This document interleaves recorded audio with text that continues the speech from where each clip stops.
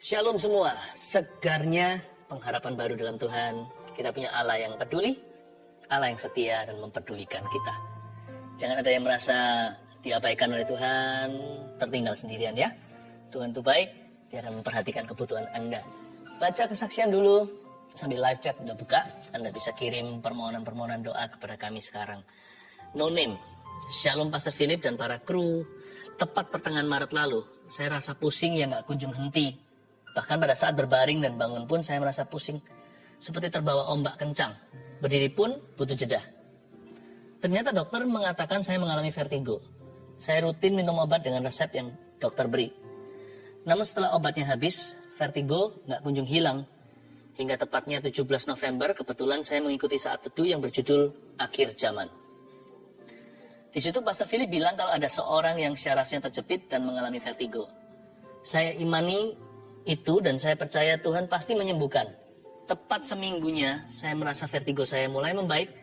Dan sampai saat pertengahan Desember saya merasakan vertigo saya nggak muncul dan sudah benar-benar sembuh. Terima kasih banyak Tuhan Yesus, pastor beserta kru. Haleluya. Ini dari Nurani Narwastuti. Shalom, saya mengikuti saat teduh bulan Oktober lalu. Dan saya betul-betul alami seperti Tuhan bicara dan berurusan pribadi lewat hidup saya melalui khotbah pastor, melalui khotbah-khotbah pastor maupun lagu-lagu yang dinaikkan tiap kali saat teduh. Dan tanggal 12 Desember lalu saya alami lawatan Tuhan yang luar biasa. Saya rasakan seperti Pastor Philip sedang tumpang tangan ke dahi saya. Dan seketika saya tergeletak, air mata saya terus menetes dan lidah saya tidak berhenti berbahasa roh. Saya rasakan tenggelam dalam hadirat Tuhan.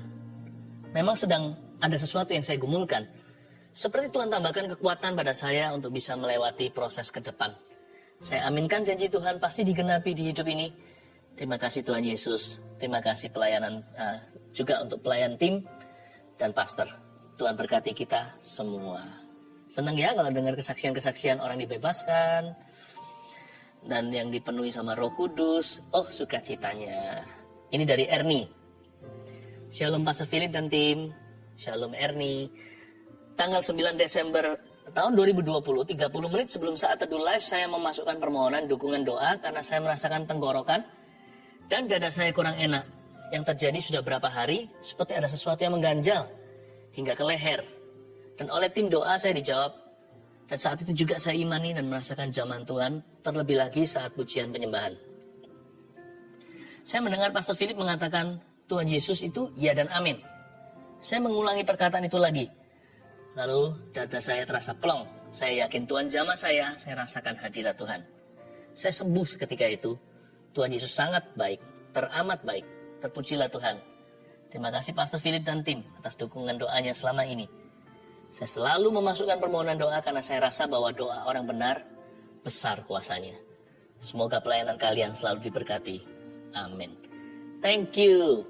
Kesaksian ini bukan hanya memberkati semua yang mendengarkan, ini juga sangat-sangat meneguhkan hati kami sekalian. Melayani Tuhan gak sia-sia jikalau hidup seseorang berubah. Mari siapkan hati. Tuhan itu tahu apa yang Anda butuhkan. Tuhan tahu di mana Anda berada sekarang dalam hidup ini. He loves you. He cares for you. He will provide for you. Dia akan menyediakan semua yang kau perlukan. Mari katakan sama-sama. Haleluya. Oh, kau setia, Bapa, kau mulia, tenanglah jiwaku, aman bersamamu.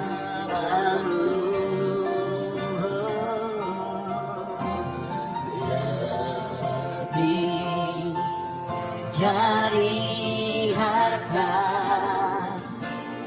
kaulah segalanya. Tenanglah jiwaku,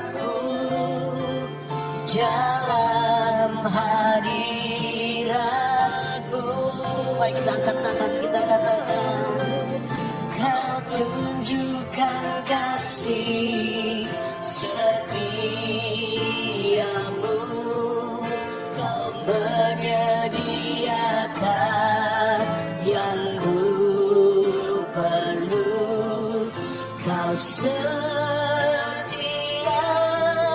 Kau mulia, dulu, sekarang, dan selamanya.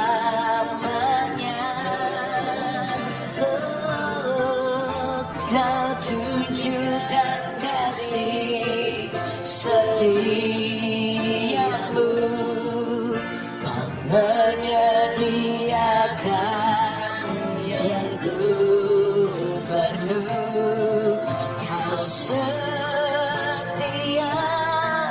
Kau mulia, Bapa, Kau setia, Kau setia, Kau mulia, Kau setia,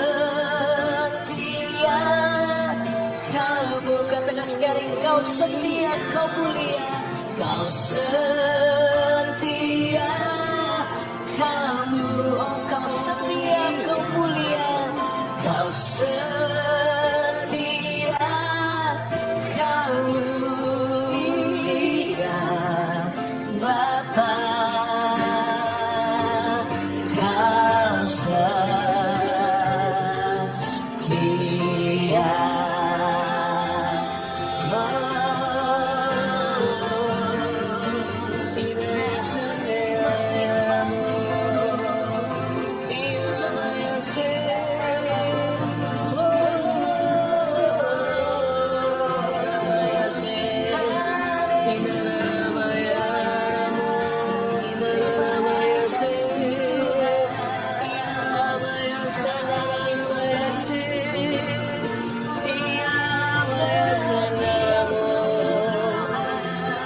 Nikmati hadiratmu,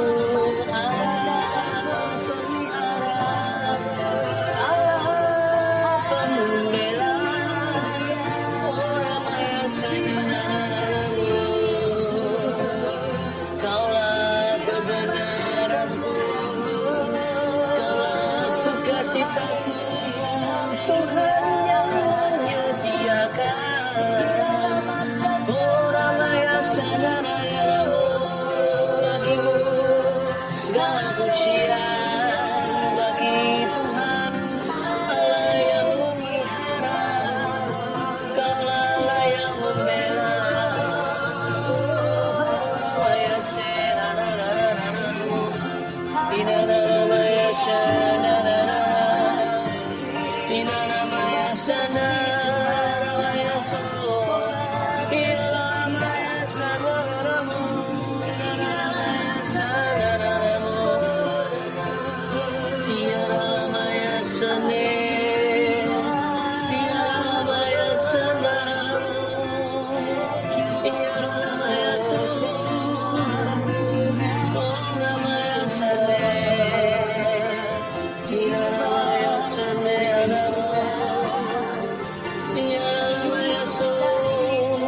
Mari kita angkat tangan kita sama-sama. Haleluya, ku angkat hatiku,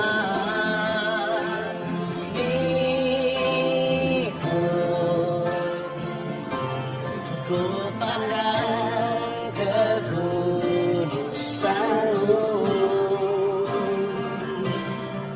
saat ku sembah, ku puji-Mu, ku rasakan kehadiran-Mu Tuhan. Saat ku sembah, saat ku sembah, ku puji-Mu, ku rasakan kehadiran-Mu Tuhan. Di tahun pujian ini, biarkan hati kami seluruhnya memuji-Mu. Memuji bukan supaya kami memperoleh sesuatu, tapi memuji karena Engkau baik, karena Engkau adalah Allah kami. Berbicaralah dalam hati umat-Mu Tuhan, di tahun yang baru fresh anointing ini. Tuhan mau bimbing hati kami ke rumput hijau air tenang, Allah yang menyediakan. Ajari kami firman supaya hati kami gak salah, supaya hati kami seimbang. Sembunyikan hamba di balik salib-Mu. Dalam nama Yesus. Amin. Puji Tuhan. Ambil Alkitab. Langsung aja buka dengan saya di Amos. Kitab Amos di Perjanjian Lama. Pasal yang ke-9 ayat 13 sampai 15. Tapi saya mau baca dari ayat 11 dulu ya. Amos 9 ayat 11. Pada hari itu aku akan mendirikan kembali pondok Daud yang telah roboh. Aku akan menutup pecahan dindingnya dan akan mendirikan kembali reruntuhannya. Aku akan membangunnya kembali seperti zaman dahulu kala, supaya mereka menguasai sisa-sisa bangsa Edom dan segala bangsa yang kusebut milikku. Demikianlah firman Tuhan yang melakukan hal ini. Dua ayat ini, ayat 11 dan 12 saya nggak bahas. Nanti kita langsung ke ayat 13 hari ini, tapi sebelumnya saya mau umumkan besok saya akan berkhotbah. Judulnya Membangun Pondok Daud yang telah roboh. Jangan lupa, ini take-nya hari Sabtu live. Maka besok live streaming ibadah online. Jangan lupa di GMS Church live streaming. Saya akan bahas tentang kuasa puji-pujian. Kenapa kita menyembah. Sampai hal-hal yang praktis, ekspresi tubuh kita, saya akan bahas. Bagaimana membangun hubungan yang intim dan dekat dengan Tuhan. Kenapa Tuhan kangen sekali dengan Pondok Daud yang telah runtuh? Tuhan ingin membangunnya kembali di atas reruntuhan itu. Saya juga akan jelaskan pecah dinding gereja perjanjian baru itu di mana. Gimana kita bisa menutup keretakan di dalam kehidupan kita. Supaya jangan sampai kerohanian kita akhirnya turut roboh. Tapi hari ini saya tidak bahas ini ya. Saya bahas di ayat 13. Judulnya ini, Anda catat. Waktu Tuhan menyediakan. Yes, waktu Tuhan menyediakan. Ayat 13 sampai 15 kita baca sekarang. Sesungguhnya waktu akan datang. Demikianlah firman Tuhan bahwa pembajak akan tepat menyusul penuai. Dan pengirik buah anggur penabur benih. Gunung-gunung akan meniriskan anggur baru. Dan segala bukit akan kebanjiran. Aku akan memulihkan kembali umatku Israel. Mereka akan membangun kota-kota yang licin tandas dan mendiaminya. Mereka akan menanami kebun-kebun anggur dan minum anggurnya. Mereka akan membuat kebun-kebun buah-buahan dan makan buahnya. Maka aku akan menanam mereka di tanah mereka. Dan mereka tidak akan dicabut lagi dari tanah yang telah kuberikan kepada mereka. Firman Tuhan Allahmu.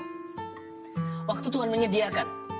Di gereja yang saya gembalakan, tahun ini kami cetuskan sebagai The Year of Praise and Provision. Atau tahun pujian dan penyediaan. Jangan salah paham. Kita memuji bukan supaya kita dapat gudangnya Allah. Kita menyembah bukan supaya kita memperoleh penyediaannya. Memuji itu bukan supaya. Memuji itu karena. Kita memuji karena Tuhan itu baik. Karena Dia adalah Allah kita. Dan kita memuji karena Dia layak untuk disembah. Tetapi realita bagi seorang pemuji gak bisa lama-lama. Pasti mengalami kuasa pujian itu sendiri. Karena itu saya mau bahas waktu Tuhan menyediakan, buahnya seperti apa. When God provides, what are the fruits in your life? Kalau Tuhan menyediakan dari perbendaharaan Allah, Allahku akan mencukupi segala keperluanku menurut kekayaan dan kemuliaannya di dalam Kristus Yesus. Itu buahnya seperti apa dalam kehidupan kita? Kita baca sekali lagi ayat 13. Sesungguhnya waktu akan datang, waktu Tuhan menyediakan. Demikianlah firman Tuhan, bahwa pembajak akan tepat menyusul penuai, dan pengirik buah anggur penabur benih. When God provides, waktu Tuhan menyediakan tahun ini buat Anda, pekerjaan Anda, buat keluarga Anda. Buahnya seperti apa?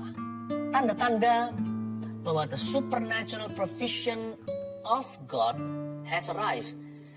Kalau penyediaan supranatural Allah telah tiba dalam kehidupan kita. Yang pertama, catat itu. Buah datang dengan cepat. Kalau kita mau diproses sama Tuhan, karakter kita ditempa. Tetapi ketika Tuhan menyediakan, berkat itu tiba tanpa proses, saudara. Buah itu datang begitu cepat. Saya bisa merasakan betapa melimpahnya tuaian yang dinubuatkan oleh Amos di sini. Dan semangat tanah untuk bertumbuh itu luar biasa sekali. Sampai-sampai di ayat 13 bunyinya, 13b, pembajak akan tepat menyusul penuai. Baru bajak tanah sudah menuai. Pembajak dan penuai kerja seladang. Harusnya kan enggak, musimnya berbeda. Pembajak dulu nih, lalu nanti menunggu. Setelah menanti, penuai tiba. Sama dengan kalau kita renovasi rumah atau kita bangun rumah, kan pertama-tama fondasi, nggak langsung interior desainnya. Kecuali rumah itu begitu kilat, cepat, supranatural adanya, sampai-sampai baru bangun fondasinya, baru ditekel, begitulah. Sudah langsung semua jadi. Interior desain pun tiba, nggak mungkin kan? Yang namanya pekerjaan kasar dengan pekerjaan alusan di waktu yang sama. Tapi ini di waktu yang berbarengan, pembajak akan tepat menyusul penuai, pengirik buah anggur, penabur benih. Saking cepatnya balap-balapan, menabur menuai semusiman. Buah datang dengan sangat cepat. Saya anggap ini adalah sebuah nubuat. Tahun ini akan terjadi percepatan itu. Akselerasi yang dari Tuhan. Momentum catching momentum. Suatu momentum, estafet momentum berikutnya. Demikian luar biasa. Bukan kita jadi kecapean, kita jadi tercengang dan berkata, wow, ini kalau bukan Tuhan gak mungkin bisa. Kok bisa selekas ini terjadinya? Ya, saya tidak ajarkan bahwa kita harus selalu mengarahkan mata kepada apa yang instan. Tetapi kalau berkat itu tiba, persediaan Allah itu bunyinya. Penuai dan pembajak sama-sama susul-susulan. Catat baik-baik, buah datang dengan cepat. Saya nggak tahu gimana akan digenapi dalam hidupmu. Tugas saya hanyalah menyampaikan. Saya biarkan jadi kepanjangan tangan Tuhan, penyambung lidahnya. Pokoknya tangkap hingga merema dalam jiwamu. Buahnya akan cepat sekali tiba. Lekas bertumbuh. Berikutnya, gunung-gunung akan meniriskan anggur baru. Dan segala bukit akan kebanjiran. Wait a minute. Gunung-gunung meniriskan anggur baru, setahu saya. Yang namanya kebun anggur itu di dataran. Bukan di gunung-gunung tinggi, di bukit-bukit bisa dataran tinggi. Tetapi bukan leku-leku begitu. Harus flat tanahnya. Bisa di hawa yang dingin supaya dapat hasil yang maksimal. Tapi tetap harus rata. Bukan yang lekuk-lekuk begitu. Gunung-gunung gak bagus untuk menumbuhkan anggur. Anggur tidak tumbuh di bukit-bukit yang lekuk-lekukannya tidak bisa dijadikan hamparan kebun buah-buahan. Kedua, buah datang dari tempat yang tidak terduga. Grapevines don't grow well on mountains or high hills, but on plains, my friends. Buah kan datang dari tempat yang tidak terduga. Anda kan terkejut. Kok bisa ya ini menghasilkan? Kok bisa ya ini berhasil? Kok bisa ya? Gak masuk akal. Yang ini gak saya sangka. Kalau orang itu sih semua orang tahu. Tapi mana mungkin dari orang ini. Kok bisa? Ini sudah di luar rumus saya. Gak ada teorinya. Buah datang dari tempat yang tidak terduga. Lalu di sana dikatakan gunung-gunung kan meniriskan anggur baru. Selain gunung-gunung, Anda garis bawahi tadi untuk poin kedua. Poin ketiga terletak pada kata anggur baru. Anggur baru di sini dalam bahasa Inggrisnya adalah the mountains will drip with sweet wine. Bukan hanya wine, bisa memproduksi anggur aja, wine yang berkualitas tinggi udah luar biasa. Yang ini buahnya itu very sweet. Kita bisa aja menumbuhkan buah asal-asalan, tapi waktu dimakan nggak enak. Bisa aja kita tanam cabai rawit, tapi cabainya nggak pedas. Atau tanam mangga, pohon mangga, mangganya asam. Masam maksudnya, tidak manis. Saya pernah makan dulu dikasih teman stroberi dari luar negeri. Mungkin karena hawanya dingin kali. Makan itu manis sekali. Gak perlu tambah gula, tambah coklat. Segar, gemuk, bulat, manis. Makanya dijual mahal. Yang ini gunung-gunung akan meniriskan anggur baru. Kata anggur baru itu new wine, sweet wine, the best wine. Catat ini yang ketiga. Waktu Tuhan menyediakan buahnya kayak apa? Buah datang dalam kualitas. Saya jadi ingat anggur di Kana. Ketika Yesus mengubah air menjadi anggur di pernikahan itu mujizat pertama. Anggur yang Tuhan ubah dari air biasa itu sampai di akhir pesta. Orang Yahudi kalau pesta bukan berapa jam kayak kita kondangan. Mereka itu pesta seperti orang India. Berhari-hari. Sampai hari terakhir di penghujung minggu. Itu anggur tetap manis. Biasanya kalau zaman saya kecil dulu ya. Dikasih soda. Kita minum sedikit. Wah enak. Keras sekali. Soft drinks ya. Tapi nanti menjelang akhir acara. Kok sudah rasanya gak sama. Karena dicampur air. Kehabisan stok. Atau curi kualitas. Ya kan supaya untuk menghemat materi. Tuhan Yesus gak seperti itu. Apa yang Tuhan tumbuhkan tidak ada yang masak. Tuhan hanya menumbuhkan anggur manis, the best of grapes. Dia tidak pernah menumbuhkan buah yang membuat ngilu gigi. Dia tidak pernah menumbuhkan sayur atau menanam sayur-sayuran di kebun kehidupan kita yang bukan hanya tidak hijau tetapi banyak kutunya. Tuhan itu selalu menumbuhkan yang terbaik. Apapun yang dibuahkan, yang berbuah dari hasil persekutuan kita dengan Kristus, itu buahnya the best. Buah yang datang dari Tuhan selalu dalam kualitas tibanya. Seperti anggur di Kana. Hingga akhir acara, anggur itu terbaik sampai dipuji sama para tamu yang tidak tahu bahwa itu sebenarnya mujizat Yesus di Kana itu. Mereka berkata, tuan rumah, Anda luar biasa. Anda memperlakukan semua guest seperti VIP. Hingga akhir acara, anggur yang the best yang keluar. Luar biasa sekali. Itulah buah yang dari Tuhan. Kalau Tuhan menyediakan, buahnya pasti berkualiti. Dan berikutnya ada kalimat, dan segala bukit akan kebanjiran. Garis bawahi kata kebanjiran. Yang terakhir, poin terakhir adalah buah datang dalam kuantitas. Pertumbuhan itu dari Kristus loh. Siapa bilang angka tidak perlu? Memang angka bukan segala sesuatu. Jangan sedikit-sedikit lihat scoreboardnya. Kalau main tenis lagi ada perlombaan turnamen gitu, lihat skor, papan skornya terus ya. Nggak menang-menang pertandingannya. Bisa di-smash sama lawan. Tentunya kita fokus yang excellent dalam pekerjaan, dalam kerohanian, dalam hubungan. Namun demikian, apa yang dari Tuhan pasti bertumbuh secara jumlah. Makanya ada satu kitab di dalam Perjanjian Lama, dalam 5 kitab pertama Torah, salah satunya namanya Bilangan, Numbers. Roh Kudus loh, yang tulis jumlah orang bertobat saat Pentakosta, 3.000 bukan? Lalu setelah itu jumlah mereka menjadi 5.000, dicatat di situ.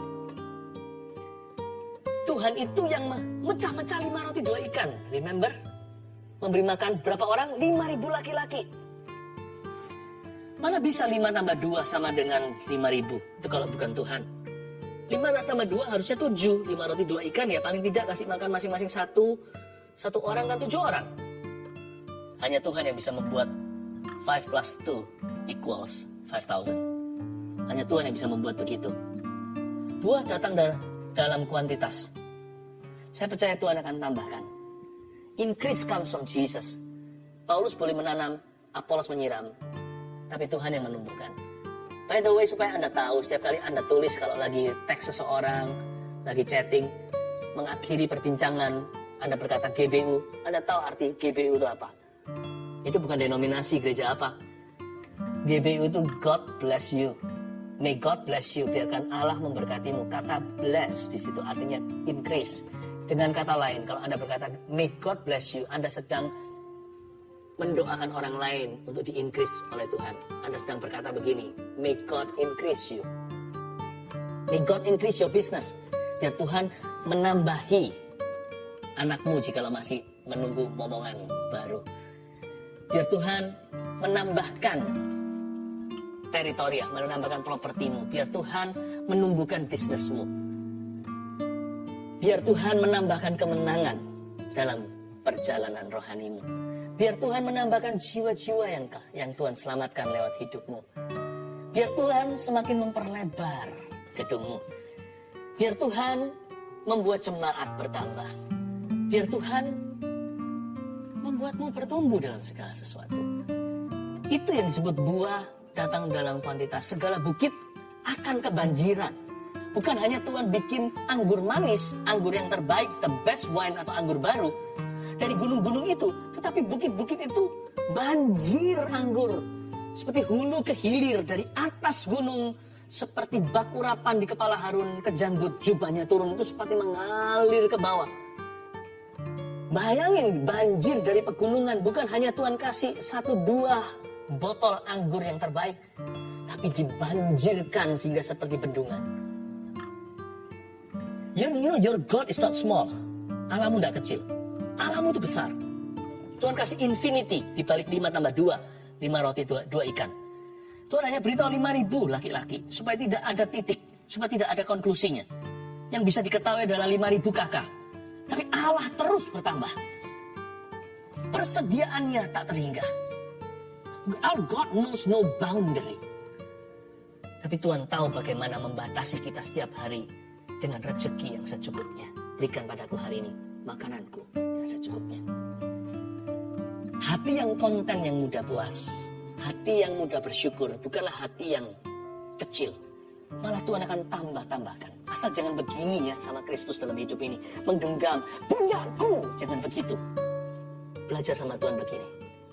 Terjadilah kepadaku sesuai kehendakmu. Saya bukan bicara tentang materi. Saya bicara tentang apapun. Saya bicara tentang hidup ini jangan begitu orientasinya. Hidup ini harus berserah. Tahu siapa sumbernya. Dan biarkan kita hanya menjadi salurannya. Saat teduh ini sudah berapa lama sih? Wahyu tidak pernah berhenti. Tidak pernah habis. Penyediaan itu bukan hanya bicara tentang barang atau benda. Apalagi uang. Penyediaan itu juga bicara tentang kewahyuan. Kadang-kadang saya cuma berpikir dengan tim yang ada kru di balik layar. Kok nggak habis-habis ya Tuhan itu memberkati umatnya. Baik itu urapan, hikmat, marifat. Ini bukan dari kami. Saya terbatas saudara. Tapi ketika tanganmu tidak begini, Tuhan salurkan. Anda bisa menjadi saluran, Tuhan alirkan segalanya. Tahun yang baru, miliki perspektif yang baru. Paradigma yang diperbaharui. Tuhan kita itu tanpa batas. Allah kita tidak miskin. Allah kita tidak pelit. Apalagi kikir. Buah yang datang dari Tuhan akan melimpah ruah. Kalau Tuhan bikin anggur, bikin minuman, itu sampai banjir dari bukit ke bawah. Pialaku penuh melimpah. Mazmur 23. Oh, luar biasa. 1, 2, 3, 4 jangan lupa Anda catat. Saya lanjutkan sedikit lagi. Ayat 14 dan 15 saja. Aku akan memulihkan kembali umatku Israel. Coba coba Anda perhatikan kata aku akan. Aku akan memulihkan kembali umatku Israel. Itu pekerjaan Tuhan. Penyediaan Allah adalah pekerjaan Allah. Tidak bisa dibantu oleh kita. Itu bukan dari sisi manusia, tapi dari sisi Dia sumbernya. Tapi Tuhan berniat untuk memberkati hidupmu and increase you. Aku akan memulihkan kembali umatku Israel. Aku akan.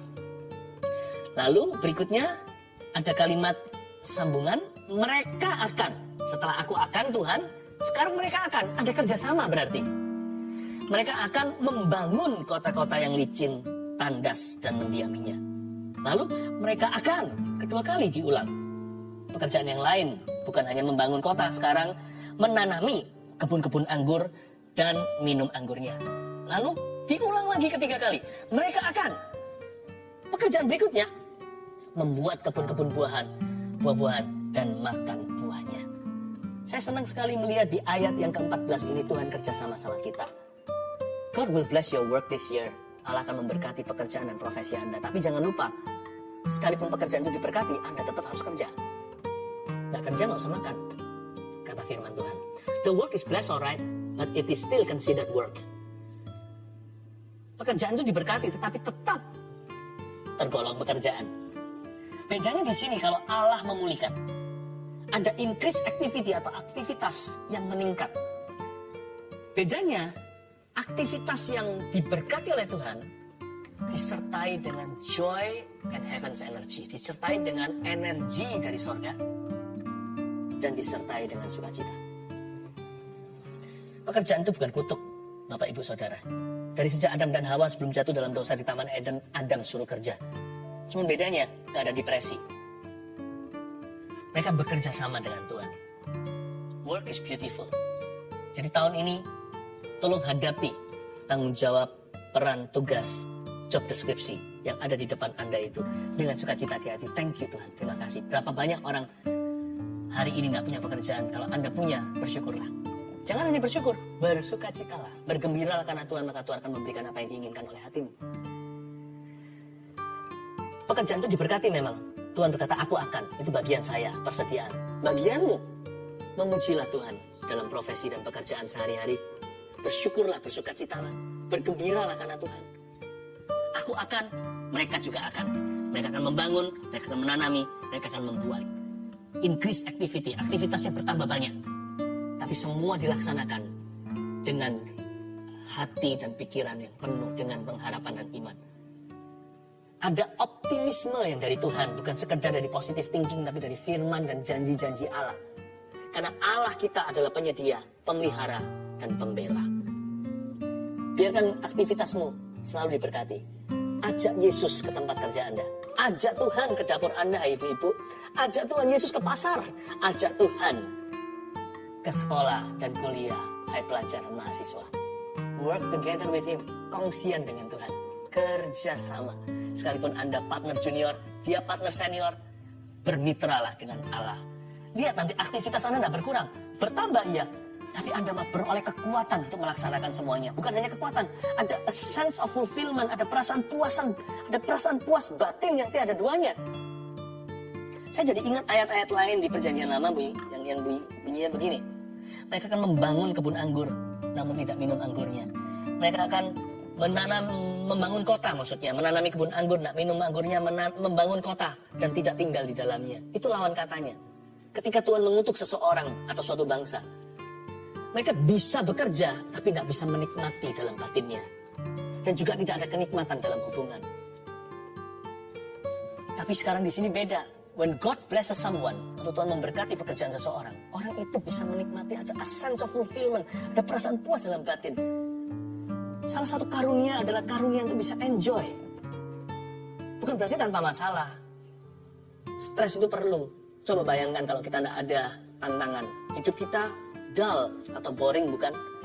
Lama-lama jadi pikun, jadi orang karena nggak ada sesuatu yang dituju. Nggak ada sesuatu yang perlu, yang bisa mengasah otak kita dan menempa mental kita. Tapi segala masalah kita, every test will become testimony. Setiap ujian bisa menjadi kesaksian kalau Tuhan beserta. Bukan berarti yang penting enaknya. Waktu ikut Tuhan itu juga banyak tantangan, banyak pencobaan, bahkan penderitaan. Tapi bersama Tuhan, Dia bekerja sama dalam segala perkara, selalu mendatangkan kebaikan. Kalau Anda mengasihi Tuhan, saya mengasihi Tuhan, terpanggil sesuai rencananya untuk menjadi serupa dengan gambar rupanya. Maka apapun yang kita lalui, baik atau buruk, tidak bisa memisahkan kita dari kasih Kristus. Dan apapun yang kita alami, ujungnya adalah mengerjakan kebaikan for you and me. Mereka akan membangun kota, dan mereka juga bisa mendiaminya. Menanam kebun anggur, ikut minum anggurnya. Membuat kebun buah-buahan, makan buahnya, nggak ngilu giginya. Haleluya. Ayat 15, maka aku akan menanam mereka di tanah mereka, dan mereka tidak akan dicabut lagi dari tanah yang telah kuberikan kepada mereka. Nah, itu janji Tuhan. Dari sisi Tuhan lagi, selalu Tuhan itu Alfa Omega. Tuhan yang bekerja, aku akan, lalu bagian kita di tengah. Mereka akan. Lalu ditutup dengan Tuhan Yesus lagi. Aku akan menanam mereka di tanah mereka. Aku akan muncul lagi. Omega kali ini berkata begini. Dan mereka tidak akan dicabut dari tanah yang telah kuberikan kepada mereka. Berkat itu datangnya dari Tuhan. Susah payah tidak menamainya. Firman Tuhan Allahmu. Sekali lagi saya ingatkan ya. Sekalipun saya bicara tentang provision, persediaan, ingat, hati kita hanya bisa percaya, tidak boleh menuntut. Hati kita bisa klaim firman, tapi jangan pernah marah sama Tuhan atau kecewa karena jalannya lebih tinggi dari jalan kita. Jangan terburu-buru, jangan tergesa-gesa, jangan hakimi sebelum waktu, bahkan jangan hakimi sama sekali. Percayalah pada Tuhan dan jangan bersandar pada pengertianmu sendiri.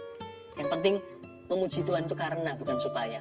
Karena format pujian atau praise and worship yang tertinggi, atau hati yang menyembah, yang terindah adalah menyembah Tuhan. Karena Tuhan layak untuk kita sembah. Karena itu di akhir daripada pengajaran ini, kalimat terakhir Tuhan adalah firman Tuhan Allahmu. Itu saja yang penting, bukan? Bukan berkatnya, bukan penyediaannya, bukan the provision, but the provider dengan P huruf besar. Dia berkata, akulah Tuhan Allahmu. That's all that you need. Saya jadi ingat Mazmur 23. Tuhan adalah gembala. Tuhan adalah gembalaku. Takkan kekurangan aku. Dengan kata lain, Tuhan adalah gembalaku. Itu saja yang perlu ku tahu. Dan itu lebih dari cukup bagiku. Ada yang lagi, ayat berkata begini. Kasih karuniaku cukup bagimu. Kata Tuhan pada Rasul Paulus ketika dia bergumul dengan sebuah penderitaan jasmani. Bukankah begitu? Tuhan adalah gembalaku. Itu saja yang perlu ku tahu. Itu cukup bagiku. Itu maksudnya firman Tuhan Allahmu. Akhirnya kembali semuanya kepada hubungan. Akhirnya ujungnya Tuhan berkata, sudah. Kau dengar janji ini. Now look at me. Lihat aku. Akulah Tuhan Allahmu. That's ultimate beauty. Itulah keindahan tertinggi. Menyembah dan memuji Tuhan. Sayang sama Tuhan dan cinta. Bukan demi memperoleh penyediaannya, tapi karena Dia adalah Tuhan dan Allah kita. Dan ini kabar baiknya. Karena Dia adalah Tuhan Allahmu, Dia pasti akan memeliharamu. Burung pipit di udara, Dia pelihara. Bunga di padang, Dia hiasi. Bagaimana dengan hidup Anda? Bukankah lebih berharga daripada burung pipit yang dijual berapa duit? Hidupmu, Kristus mati baginya. Jangan merasa tertinggal, jangan merasa diabaikan. Anda disayang oleh sorga. Terimalah pemeliharaannya. Aku kan memenuhi keperluanku menurut kekayaan dan kemuliaannya.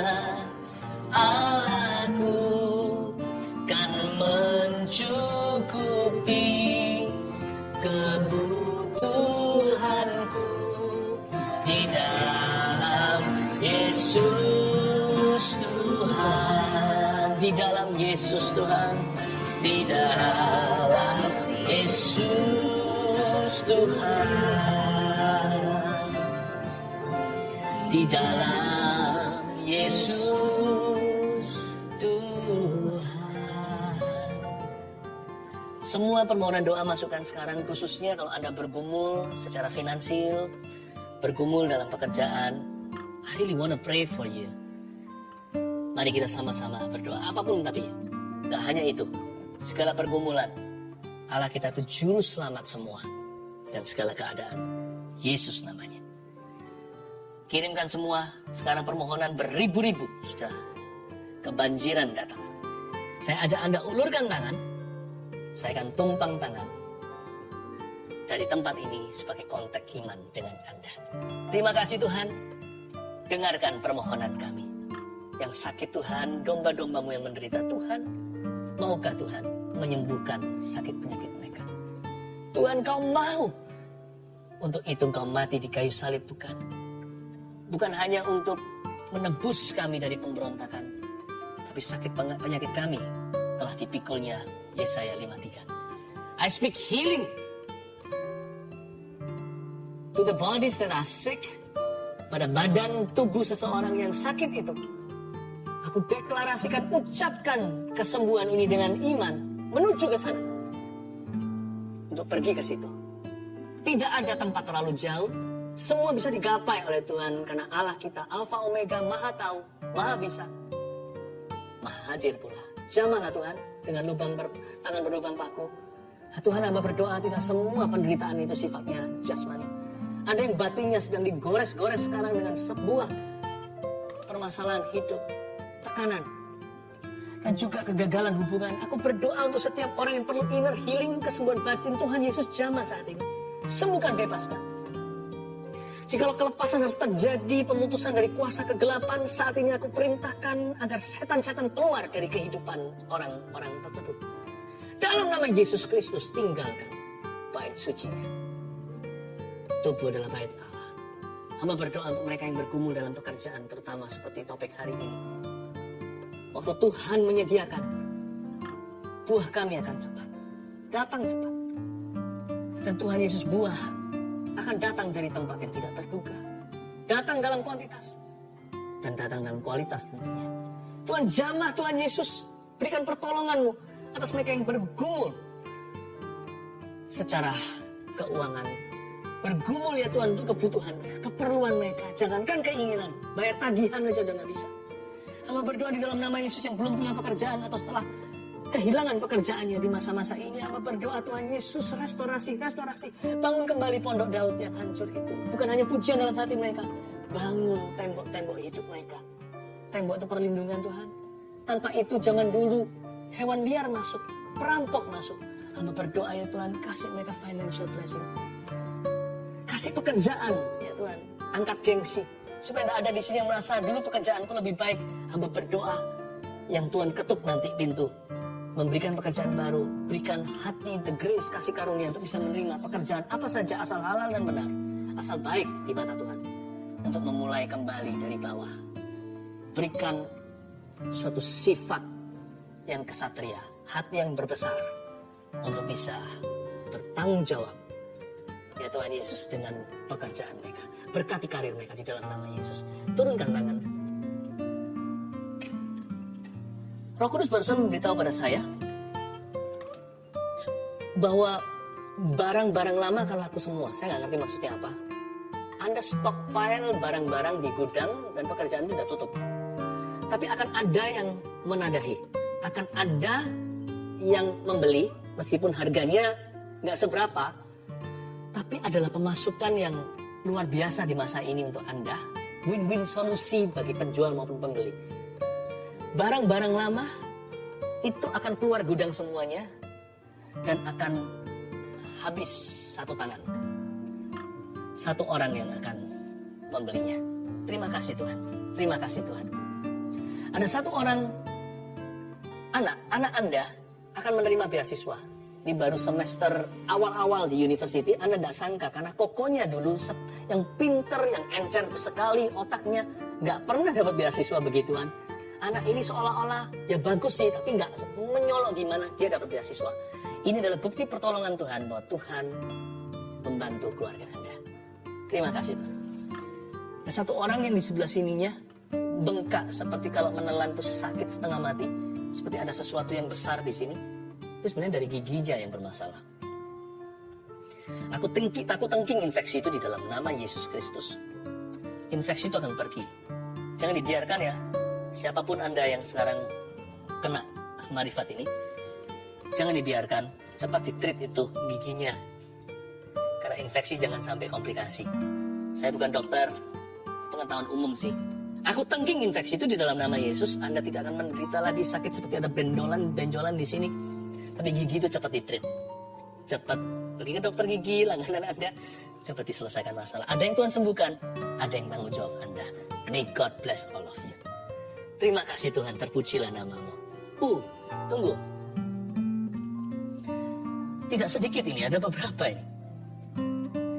Hutang kredit card. Tuhan hamba minta, kalau itu Anda, ulurkan tangan. Jelas-jelas barusan Roh Kudus taruh di hati saya, hutang kredit card akan Tuhan bantu selesaikan. Ulurkan tangan. Di dalam nama Yesus Kristus sama berdoa, ampuni ya Tuhan kecerobohan, keteledoran, keberanian yang tidak beralaskan untuk memakai alasan hutang piutang dengan menggampangkan uang yang bukan miliknya. Tuhan Yesus cabut kutuk ini dari kehidupan mereka. Kesalahan ini ampuni ya Tuhan. Hamba berdoa di dalam nama Yesus. Tuhan buka jalan. Tidak perlu saya marifat nubuat. Ada sesuatu yang terjadi saat ini ketika kita berdoa, doa orang benar dengan yakin didoakan besar kuasanya. Tuhan Yesus angkat masalah ini. Berikan jalan baru bagi mereka di dalam nama Yesus Kristus. Haleluya. Mungkin perlu dikurangi tuh kredit cardnya yang nggak perlu.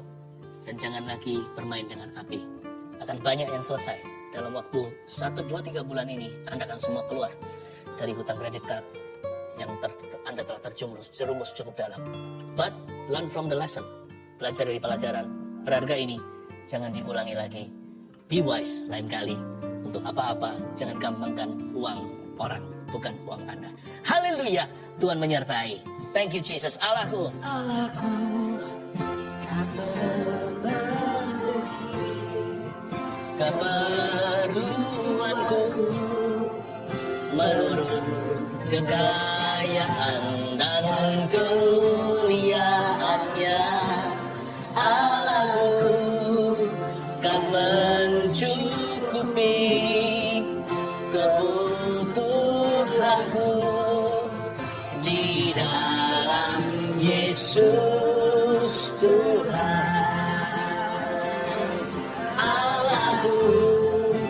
Kan memenuhi keperluanku menurut kekayaan dan kemuliaannya. Allahku kan mencukupi kebutuhanku di dalam Yesus Tuhan, di dalam Yesus Tuhan, di dalam Yesus Tuhan, di dalam Yesus